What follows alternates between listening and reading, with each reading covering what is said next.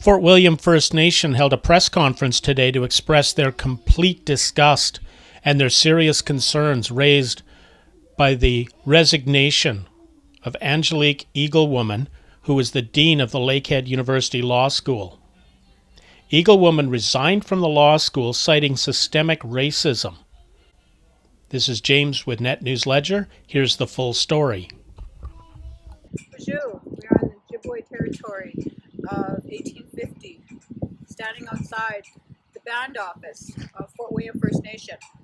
We are here to talk about the resignation of Angelique Eaglewoman.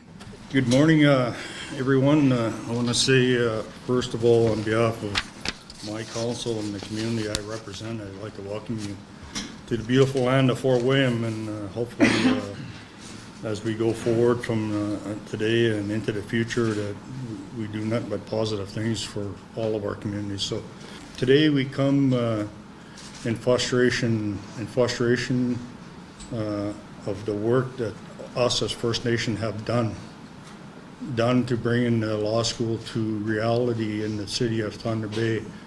We come with great sadness, great disheartening of the announcement of the resignation of our Dean, our Aboriginal Dean, our Anishinaabe, very strong and inspirational woman that has decided to leave this organization because of systematic racism, and those are issues that we need to address as an Aboriginal Advisory Committee. So I mean, there's a lot of different messages that we want to get to the Board of Governors, and there's some work that's been done to date to start formatting a request and work that we need to do to address the Board of Governors. So the announcement conveys news of wasted opportunity for the university to repair strained relationship with local Indigenous nations.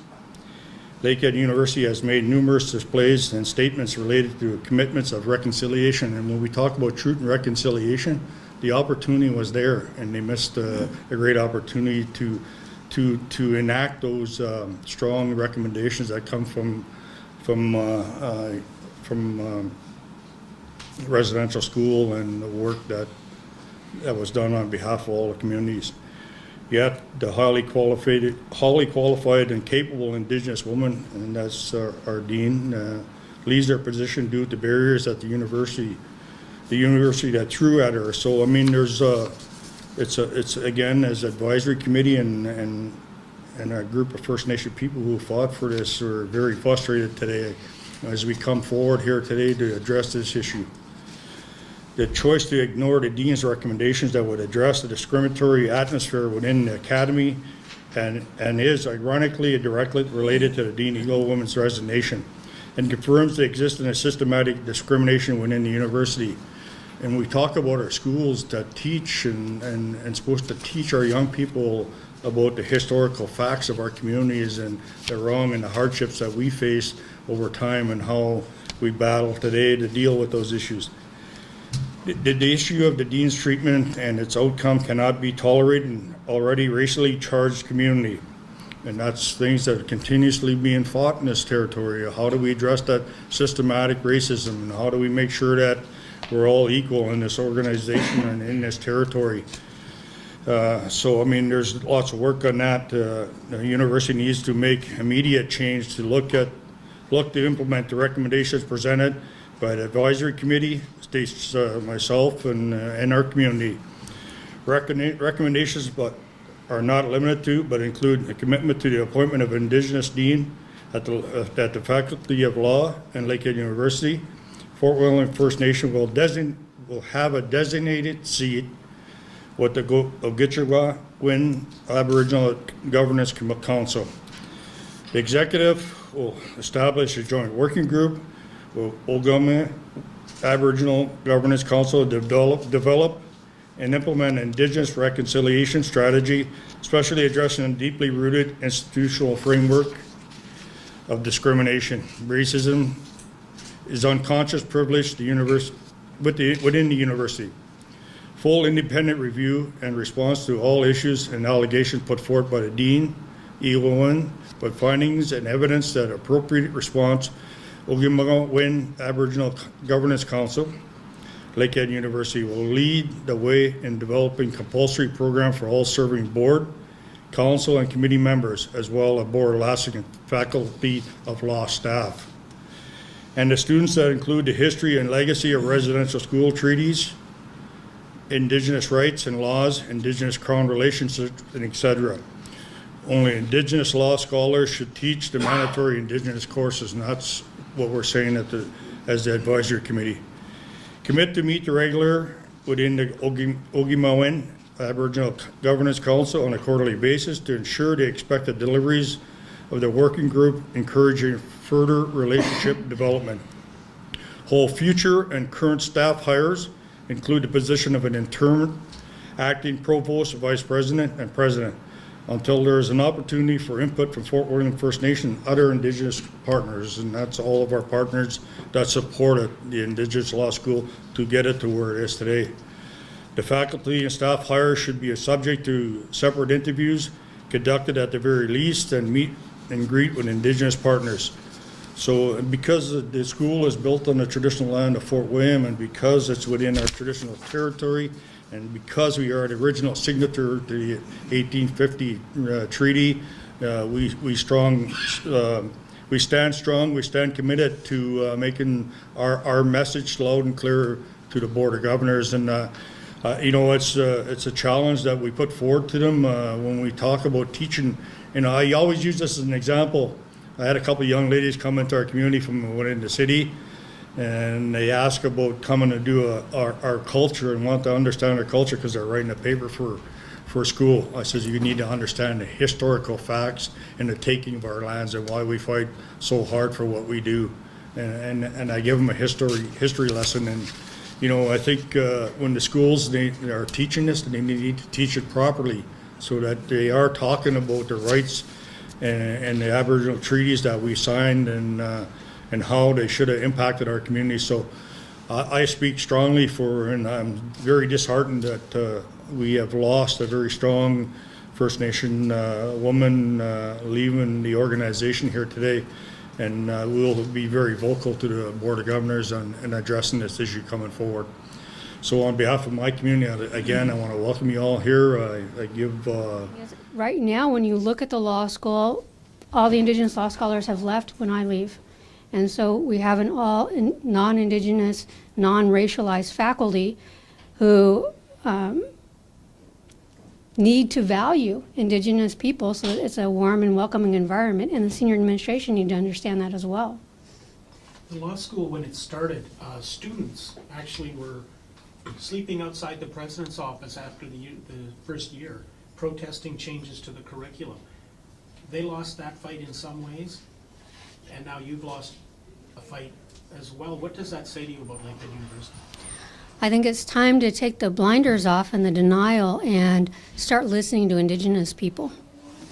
And that this press conference is obviously a step in that direction, and there's some very intelligent leadership here that should be listened to and can help guide this university to be the premier educational institution in Northern Ontario that Indigenous people are looking for. If they promised you that would happen, would you consider going back? I really don't see a light at the end of the tunnel at this point. I feel like too much has happened internally and with senior administration for me to truly believe that things are going to change. So as a woman, I know that we, as Indigenous women, came a long way from voting rights to where we are today. Do you feel that as a woman, you were discriminated? I do think as an Indigenous woman that had a role to play in how I was treated. I also think that as I went out and was sharing my story and book clubs and different social gatherings, many Indigenous women came to me from Thunder Bay and told me their stories, and that this is a problem that permeates many of the legal offices, even the courthouses, and the places where Indigenous women with education are working and trying to contribute. They face barriers and they face a lack of respect, which has to change for us all to move forward. So I don't believe there's a such thing as reverse discrimination. So discrimination in terms of human rights and racism and gender is based on underrepresented people. So in terms of what I experienced, I would say that I was the person that experienced the discrimination. In all hopes, do you wish it's going to be another woman to take your place? I think that would be wonderful. An Indigenous woman who could come in and carry forward the promise and potential of the law school would be a wonderful next step. Blinded me.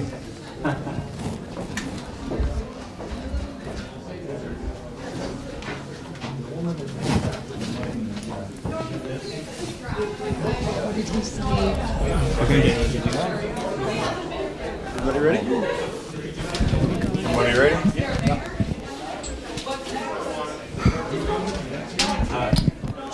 What do you hope comes out of this press conference here today? Well, first of all, we hope that the dealing of the Dean will be looked at and maybe some inquiry done by the Board of Governors on systematic racism that has been portrayed in the university. And I think also a couple of things that make sure that an Indigenous person is rehired to fill that seat as the Dean, and also a board seat for our community whose territory they occupy today. So I think that's a couple of steps in the right direction. Talking about truth and reconciliation, I mean, they're a school that is supposed to be teaching that to our people and to other First Nation communities and non-Aboriginal communities, so that they understand the traumatic issues that we dealt with over years and generations. So, I mean, there's a lot of work that has to be done, and hopefully the Board of Governors agree to a meeting with us and myself and my community. You mentioned some of the work that Lakehead University has done towards reconciliation. So were you surprised when you heard of these allegations of systemic racism, or is it just something that's... Well, absolutely. I was surprised. I was shocked. I got an email. I was on the road, and then I got an email saying that she had handed in a resignation or drafted up a resignation letter and be submitting it. And, when the university talks about working to deal with truth and reconciliation, I mean, they had an opportunity to deal with it in-house, and I think they missed the boat on this one. You have some recommendations here for the university, including offering Fort William First Nation, kind of a leadership role and a seat at the table in hiring people. Why is that? Well, it's within our traditional territory, the lands of what the university has been built on. It's again, I go back to we're the original signature of the 1850 treaty in this territory. These are our homelands. These are our traditional territories. And we are responsible for what happens in our area, in our territory. One of the things that I'm hearing is, one, that the Indigenous mandate, the law school wouldn't exist without its Indigenous mandate, and that there was a lot of, involvement from First Nations in the development and planning stages of the law school, and that somehow along the way has been lost. Is there anything, set in place at this point that you guys can, you're asking for a seat on the Board of Governors or the Aboriginal Council. How did this fall through?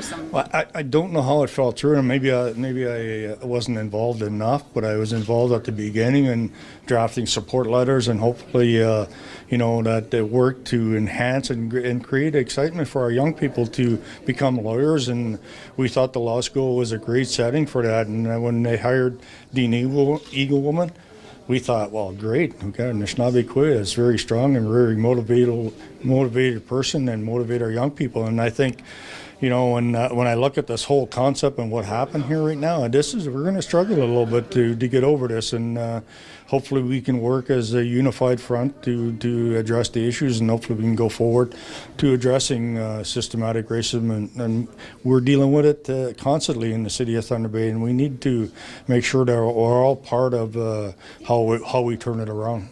So it's not just the law school, like you mentioned. It's systemic. Issues can be found in all institutions. Again, I used a little story earlier, and I'll finish off the end of that story where these two young ladies come into our community and ask to be taught about our culture, and I said, I'll give you a history lesson. And at the end of that, the young lady says to me, "That's not what our parents tell us, and that's not what we've been taught in school. So, I guess, and that's, history and wrongful issues that we faced over time need to be addressed and need to be at the forefront. And saying that, we all have to work together and be a unified front to change the landscape and change systematic racism in Thunder Bay.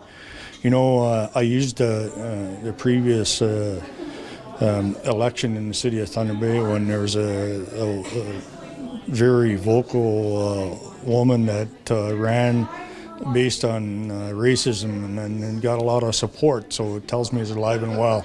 But there's a lot of work that we need to do together on it. Chief Collins, for the youth who want to go to law school, they're watching the chiefs, they're watching community leaders step up for them. What message do you want to share with the youth? Continue on that path, and then we want them to be successful. We don't want our kids to ever quit anymore. We want them to make sure that they continue working for success for themselves and working for success for the communities. I think when our kids, when the ever-changing legislation continues to change in Ontario and in Canada, that we have very motivated, very educated young people that can help deal with the legislative change or any new laws that have an impact on our community. So a lot of community members are speaking of that racism is not real. That there's no, a lot of the mayor, elite people that work in the city that are denying the racism. And the dean is such a prominent woman who worked so hard to get where she is today. What is that speaking about Thunder Bay? Well, to me, here's the way I look at racism. It's on both sides, on First Nation and non-Indigenous people. That racism is alive and well. I mean, when we were brought up as kids, our folks thought us, the non-Indigenous people stole our land and stole our rights, and the non-Indigenous, well, you're encroaching on our territory. So I mean, it's a two-way street, and it's alive and well. That's the way I look at it. We need to address it.